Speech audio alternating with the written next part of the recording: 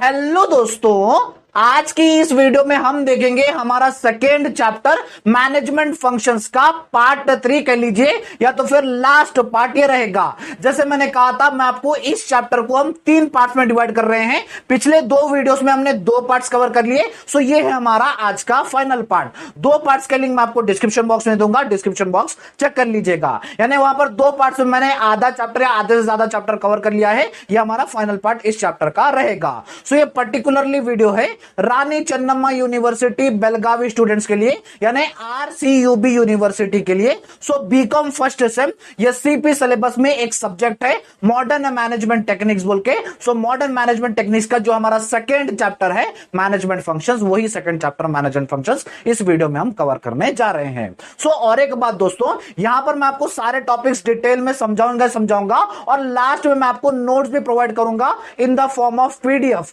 वो नोट्स आपको कैसे मिलेंगे वो मैं आपको लास्ट में समझाऊंगा। सो चलिए हमारे वीडियो की हम शुरुआत करते हैं। आ जाइए दोस्तों, जैसे हमने हमारा सेकंड चैप्टर स्टार्ट किया था, सेकंड चैप्टर का था मैनेजमेंट फंक्शन, ये नाम था। हम इस चैप्टर को 3 पार्ट्स में डिवाइड किए थे। इस चैप्टर में टोटल 14 टॉपिक्स थे और वो जो पिछले 2 पार्ट्स हो गए, उस पार्ट तक हमने 9 टॉपिक्स हमारे कवर कर लिए हैं। अब बच गए हैं सिर्फ हमारे 5 टॉपिक। वो 5 टॉपिक हमारे आज के इस वीडियो में कवर करेंगे। वो 5 टॉपिक होंगे, पहले मैं आपको बता देता हूं कि हम आज के इस वीडियो में पढ़ने क्या जा रहे हैं, उसके बाद 1 बाय 1 उस टॉपिक को हम डिटेल में पढ़ेंगे। सो 10th टॉपिक से हमारा आज का वीडियो शुरुआत होगा। 10th टॉपिक रहेगा हमारा ऑथोरिटी क्या होता है, 11th रिस्पॉन्सिबिलिटी क्या होता है, 12th पावर क्या होता है, 13th डेलीगेशन क्या होता है एंड 14th डिसेंट्रलाइजेशन क्या होता है। ये सारे मैनेजमेंट के फंक्शंस है। ये 5 के 5 मैनेजमेंट के फंक्शंस है। सो इसका मीनिंग क्या होता है, मैनेजमेंट में ये मैनेजर क्या करता है, ये सारा हम डिटेल इस वीडियो में देखने वाले हैं। सो चलिए हमारे आज के फर्स्ट टॉपिक से हमारी वीडियो की हम शुरुआत कर चलिए। हमारा 10th टॉपिक है ऑथोरिटी। सो ऑथोरिटी क्या होता है मैनेजमेंट के अंदर, चलिए अब हम इसे डिटेल में समझते हैं। सो ये मीनिंग आ गया है, authority refers to the legal and formal right of a person, usually a manager or superior, to give orders, make decisions and enforce obedience within an organization. So authority का मतलब होता है एक legal right जो एक manager या तो फिर सुपीरियर के पास होती है एक कंपनी के अंदर। वो ऑथोरिटी उस लीगल राइट से वो जो अपने एम्प्लॉयज होते हैं उनको कुछ भी काम कराने का ऑर्डर दे सकता है, कंपनी में कुछ डिसीजन ले सकता है और कंपनी में एक डिसिप्लिन या तो फिर ओबीडियंस मेंटेन रखता है एक कंपनी के अंदर। सो इस फंक्शन को हम कहते हैं ऑथोरिटी। ऑथोरिटी का मतलब आप सिंपल से समझ लीजिए, ये एक राइट होता है मैनेजर के पास जो वो उस राइट का इस्तेमाल करता है अपने जो इंप्लॉयज होते हैं, सबऑर्डिनेट्स होते हैं, उनको ऑर्डर्स देने के लिए। अब जो भी कुछ काम करवाना है अपने इंप्लॉय से तो वो ऑर्डर देता है और अपना काम करवाता है। सो इसको ही, इस फंक्शन को हम कहते हैं ऑथोरिटी। समझने आ गया? और एक बार मैं आपको रिपीट कर देता हूं, ऑथोरिटी का मतलब होता है एक लीगल राइट जो एक मैनेजर के पास होता है, उस लीगल राइट का वो इस्तेमाल करता है अपने सबऑर्डिनेट्स और अपने इंप्लॉयज को ऑर्डर देने के लिए। जो भी काम है वो लीगल राइट का इस्तेमाल करता है उनके से काम करवाने के लिए, और कुछ भी जो डिसीजंस लेना होता है वो डिसीजंस लेने का उसके पास लीगल राइट होता है, और कंपनी में जो डिसिप्लिन मेंटेन रखना होता है उस इंप्लॉयज के साथ वो सारा रखता है। इस फंक्शन को कहते हैं हम ऑथोरिटी। आई होप आपको ऑथोरिटी का मीनिंग यहां पर क्लियर हो गया होगा। उसके बाद हमारा 11th टॉपिक है रेस्पॉन्सिबिलिटी। सो रेस्पॉन्सिबिलिटी क्या होती है, ये भी एक मैनेजमेंट का फंक्शन है। सो रेस्पॉन्सिबिलिटी क्या होती है, चलिए अब हम इसे डिटेल में समझते हैं।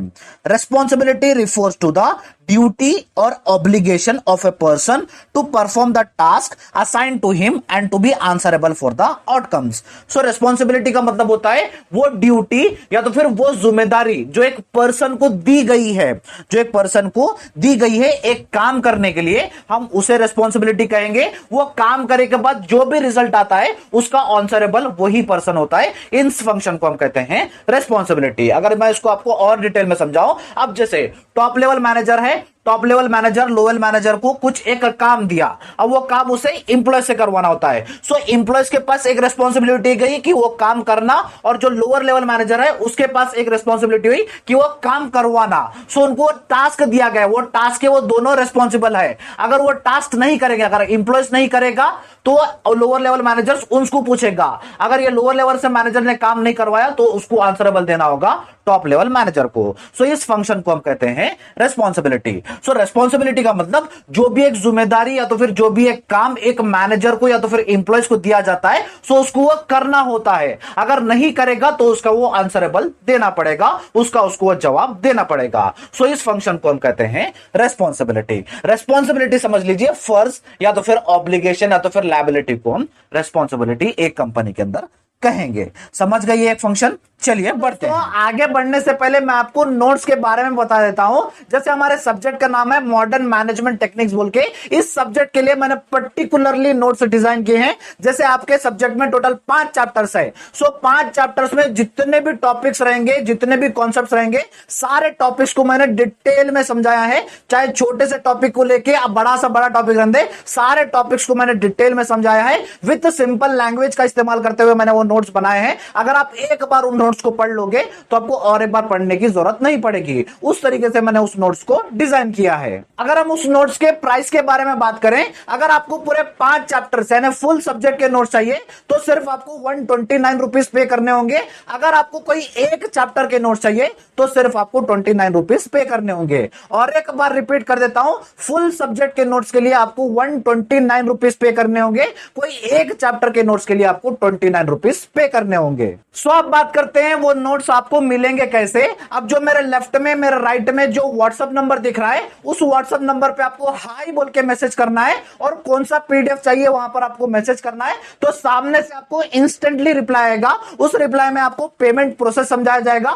जैसे ही आप पेमेंट कर दोगे विद इन द सेकंड्स आपको नोट्स सेंड कर दिए जाएंगे। सो जल्द से जल्द मैसेज कीजिएगा। मैं आपके मैसेजेस का वेट कर रहा हूं। नोट्स के बारे में जैसे मैंने समझाया, नोट्स बहुत ही जेन्युइन है, आपके एग्जाम रिलेटेड, आपके सिलेबस रिलेटेड मैं खुद ने उस नोट्स को डिजाइन किया है। सो ये तो हो गए हमारे नोट्स की बात। चलिए हमारे क्लासेस की तरफ हम कंटिन्यू करते हैं। उसके बाद हमारा 12th टॉपिक है पावर। सो पावर क्या होती है एक मैनेजमेंट में, मैनेजमेंट का ये भी एक फंक्शन है। सो पावर क्या होती है, चलिए हम इसे पावर को हम डिटेल में समझते हैं। Power refers to the ability of a person और group to influence the behavior, actions and decisions of others in an organization. So power का मतलब होती है कोई एक पर्सन या तो फिर कोई एक ग्रुप की एबिलिटी जो दूसरों के बिहेवियर को, एक्शन को या तो फिर डिसीजन को इन्फ्लुएंस करे। सो उस एबिलिटी को हम कहते हैं पावर। यहां पर हमने मीनिंग से समझ लिया। चलिए मैं आपको एक बेस्ट एग्जांपल देता हूं। एक प्रोडक्शन मैनेजर है, प्रोडक्शन मैनेजर के आके बोला एम्प्लॉयज को कि तुम्हें ओवर टाइम करना होगा। अब ओवर टाइम करना होगा तो एम्प्लॉयज सोचेंगे अगर हम करेंगे तो हमें रिवॉर्ड मिलेगा, अगर नहीं करेंगे तो पनिशमेंट मिलेगा। सो यहां पर क्या कर रहा है जो प्रोडक्शन मैनेजर है, उनके वो जो एम्प्लॉयज के बिहेवियर को या तो फिर उनके माइंड को इन्फ्लुएंस कर रहा है। सो इसको हम कहते हैं पावर। सो मैंने वही समझाया।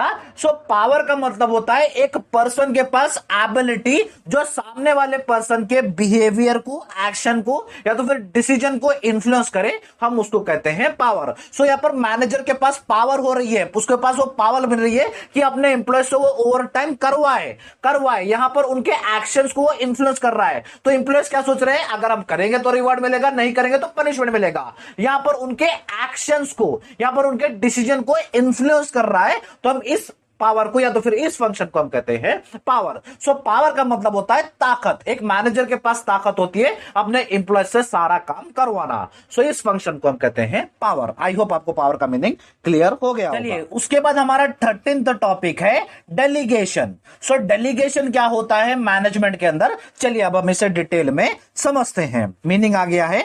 Delegation refers to the process by which a manager assigns a part of his authority and responsibility to subordinates so that they can carry out specific task on his behalf. So delegation एक process होता है। इस process में manager क्या करता है, अपनी कोई छोटा टास्क, अपना कोई एक टास्क, कोई एक ऑथोरिटी, कोई एक रेस्पॉन्सिबिलिटी अपने सबऑर्डिनेट यानी अपने एम्प्लॉय को ट्रांसफर करता है। जो काम उस मैनेजर को करना था वो काम को ट्रांसफर करता है अपने एम्प्लॉयज को। वो जो एम्प्लॉय है उस मैनेजर के बिहाफ पे काम करेगा। उस एम्प्लॉय को अपनी ऑथोरिटी और रेस्पॉन्सिबिलिटी भी मिलती है उसके तरफ से, लेकिन ये टेम्पररी बेसिस पे रहता है, परमानेंट बेसिस पे नहीं। मैनेजर कुछ केसेस में अपनी ऑथोरिटी और रिस्पॉन्सिबिलिटी ट्रांसफर करता है उस इंप्लॉय को। इस प्रोसेस को हम कहते हैं डेलीगेशन। फॉर एग्जांपल, एक मैनेजर को कोई एक फर्नीचर ऑर्डर करना था, लेकिन मैनेजर बहुत ही बिजी है, तो उसने क्या किया, अपने इंप्लॉय को कहा कि तू अच्छा रिसर्च कर उन सब के बारे में, लाइफ कितना रहेगा वो सारा रिसर्च कर, बजट कितना लगेगा, कॉस्ट कितना लगेगा, लेके एक मशीनरी परचेस कर, या तो फिर जो फर्नीचर परचेस करना है वो परचेस कर बोल के अपनी ऑथोरिटी और रिस्पॉन्सिबिलिटी सिर्फ टेम्पररी बेसिस के ऊपर ट्रांसफर कर लिया। यहां पर ऑथोरिटी, उस इंप्लॉय के पास ऑथोरिटी है कि उसे फर्नीचर परचेस करना है, लेकिन उसको वो रिस्पॉन्सिबिलिटी भी लेनी होगी। अगर फर्नीचर कुछ खराब आया तो इस इंप्लॉय को ही आंसरेबल देना होगा ऊपर लेवल मैनेजमेंट को। सो इस प्रोसेस को हम कहते हैं डेलीगेशन। सो डेलीगेशन में क्या होता है, मैनेजर अपनी कुछ टास्क या तो फिर टेम्पररी बेसिस के ऊपर अपनी ऑथोरिटी और रिस्पॉन्सिबिलिटी अपने इंप्लॉयज को ट्रांसफर करता है टेम्पररी बेसिस के ऊपर। इसे हम कहते हैं डेलीगेशन। समझने आएगा डेलीगेशन का मीनिंग? चलिए, उसके बाद हमारा इस चैप्टर का लास्ट टॉपिक होगा डिसेंट्रलाइजेशन। सो डिसेंट्रलाइजेशन क्या होता है, चलिए अब हम इसे डिटेल में समझते हैं। सो चलिए, मीनिंग आ गया है। Decentralization refers to the systematic transfer of decision making authority from the top level of management to middle and lower level in an organization.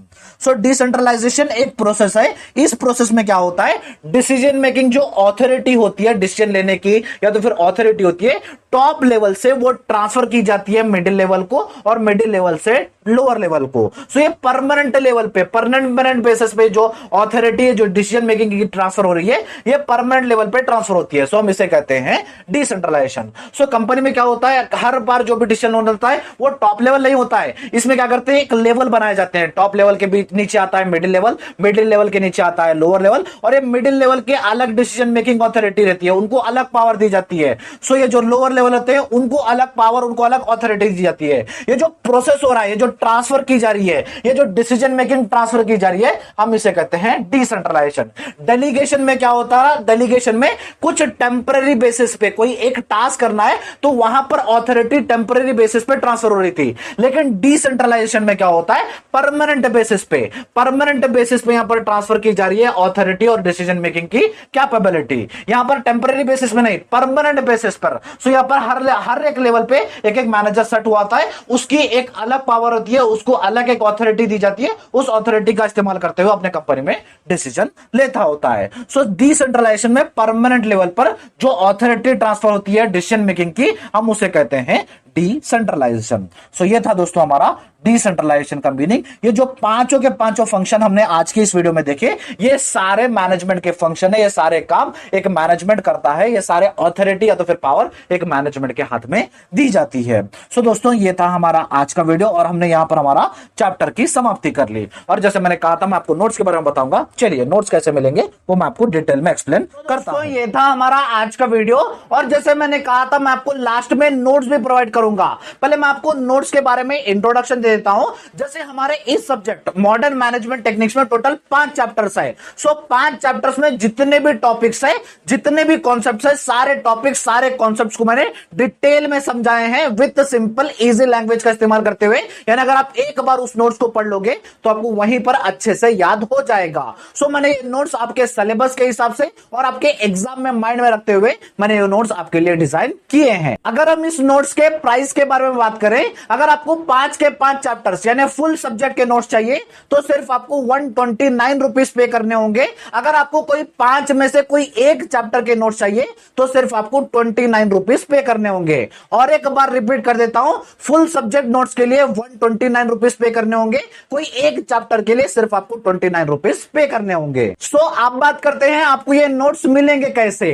अब जो मेरे लेफ्ट में मेरे राइट में जो व्हाट्सएप नंबर दिख रहा है, उस व्हाट्सएप नंबर को आपको हाई बोल के मैसेज करना है और कौन सा पीडीएफ चाहिए वहां पर आपको मैसेज करना है। तो सामने से रिप्लाई आएगा, उस रिप्लाई में आपको पेमेंट प्रोसेस समझाई जाएगी। जैसे ही आप पेमेंट कर दोगे विद इन द सेकंड्स आपको नोट्स सेट कर दिए जाएंगे। सो जल्द से जल्द मैसेज कीजिएगा, मैं आपके मैसेजेस का मैं वेट कर रहा हूं। सो ये था दोस्तों हमारा आज का वीडियो। आज की इस वीडियो में हमने हमारा जो सेकंड चैप्टर मैनेजमेंट फंक्शंस का पार्ट 3 एंड ये फाइनल पार्ट हमने इस खत्म करके हमारे इस चैप्टर की हमने समाप्ति कर दी है। जो पिछले 2 पार्ट्स थे इस चैप्टर के, उनके लिंक मैं आपको डिस्क्रिप्शन बॉक्स में दूंगा, और जो मॉडर्न मैनेजमेंट टेक्निक्स की भी मैंने एक प्लेलिस्ट बना दी थी सब्जेक्ट की, उसकी भी लिंक डिस्क्रिप्शन बॉक्स में दूंगा, और जितने भी चैप्टर्स के वीडियोस अब तक बनाए हैं वो सारों के लिंक्स मैं आपको डिस्क्रिप्शन बॉक्स में दूंगा, एक बार डिस्क्रिप्शन बॉक्स चेक कर लीजिएगा। वीडियो अच्छा लगा तो वीडियो को लाइक कर दीजिए, चैनल को सब्सक्राइब कर लीजिएगा, अपने सारे फ्रेंड्स, अपने सारे क्लासमेट्स को इस वीडियो को शेयर कर दीजिएगा। सो मिलते हैं हमारे नेक्स्ट वीडियो में। Thank you so much.